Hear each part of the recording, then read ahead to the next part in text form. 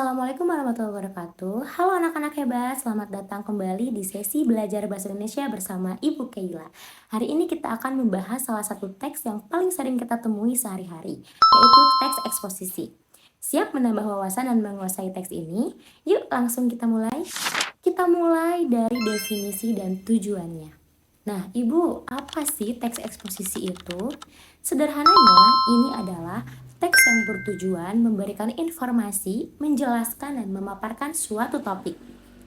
Ingat, tujuan utama teks eksposisi ini adalah agar si pembaca atau si pendengar menambah pengetahuan tentang topik tersebut, bukan untuk memengaruhi atau meyakinkan mereka untuk setuju dengan pandangan kita. Nah, fokusnya ini adalah fakta dan objektivitas. Lalu kita masuk ke ciri-ciri teks eksposisi. Nah, Bu, bagaimana sih cara kita mengidentifikasinya? Nah, nih anak-anak, ini adalah ciri-ciri utamanya. Pertama, gaya penulisannya itu informatif dan lugas ya, tidak bertele-tele.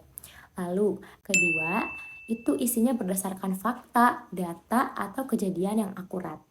Nah, yang ketiga, teks ini itu biasanya menjawab pertanyaan-pertanyaan dasar seperti apa, siapa, kapan, di mana, mengapa, dan bagaimana.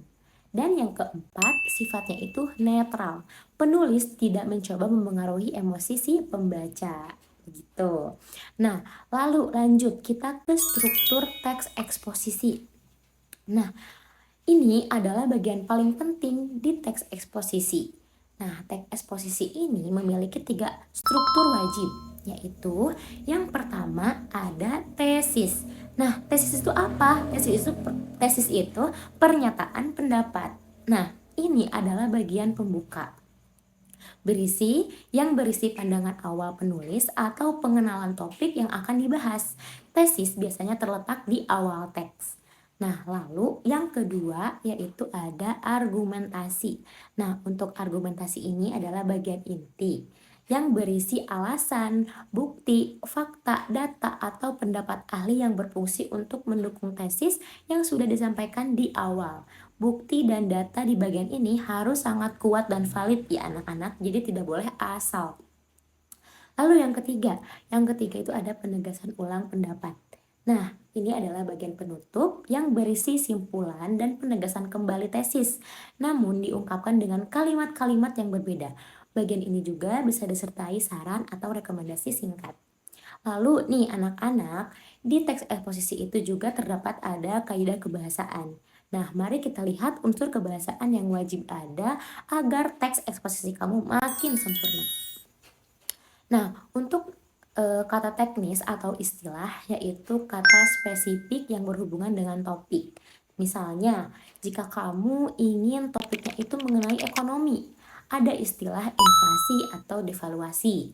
Nah, lalu misalnya yang kedua ada konjungsi kausalitas. Nah, ini kata hubung yang menyatakan sebab akibat. Contohnya karena, sebab, oleh sebab itu.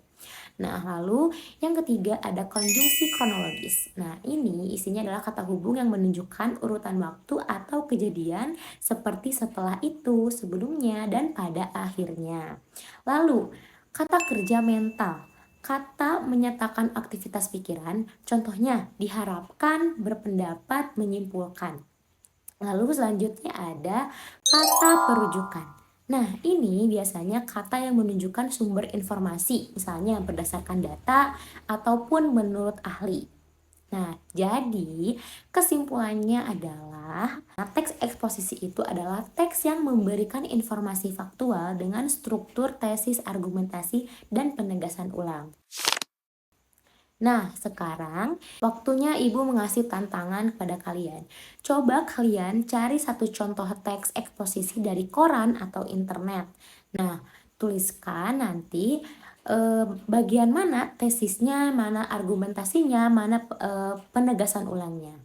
Nah, oke anak-anak, terima kasih sudah belajar hari ini. Sampai jumpa di video pembelajaran berikutnya. Assalamualaikum warahmatullahi wabarakatuh.